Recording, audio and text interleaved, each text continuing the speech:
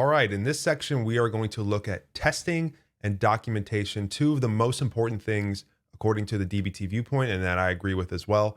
And this is going to allow us to build quality assurance right into our workflow using some of the features here. So let's get into it. So when it comes to tests, ultimately, these are assertions that we're making about our project, about what the data should look like. And there's two different types. The first one is called singular tests. And singular tests are more one-off SQL queries designed to validate a very specific scenario. And essentially in these types of tests, you expect no records to be returned. We don't want anything here to show up where it's not a total amount greater than zero. That means there's a negative amount, and that would return here if it was negative, and that would therefore fail the test. And we can see this SQL file is added under the tests directory. That's where this is happening.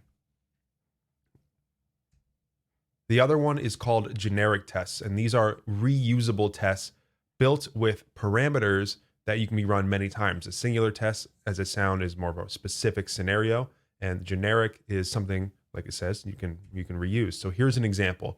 There's actually 4 that come out of the box with DBT, one of which is not null. And essentially what this is saying is we don't expect this column to be null. Let's test for it.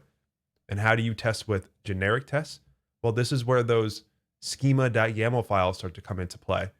Remember, we made just the model name. We didn't add anything else. But you can add in all of your columns, and one of the attributes is tests.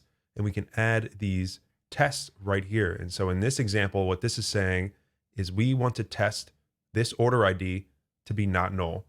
Sometimes when you talk about these tests, it can feel a little backwards. But what this is saying is this test is going to run this select statement based on this model. It's going to grab the model and this specific column name and see if there's anywhere it is null. And if it is null, then the test fails. So it's asserting that this should return nothing. There's 4 out of the box. We have not null, unique. There's an accepted values test where you can say which values you expect should only be available here. And then there's relationships. Maybe you have different keys or IDs that should be related between tables. You can add that here as well and identify that. And the last thing here is you can override default tests. Remember earlier we changed that generate schema name macro.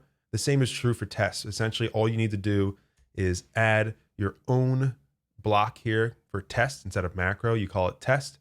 If you give it the same name, even though this is built in by default with DBT, is this one in particular, if you have your own version of it, this will take precedence and it will override for you. And anytime you would use it, it would use your code instead. So you can modify that. And you can also create your own custom tests to do whatever you want. So we'll add one of those as well. And you can use it the same way. You give the test block, give it a name, and then you reference it however you want. So those are the different types of tests. Let's now go into our project and add a few and see how it works.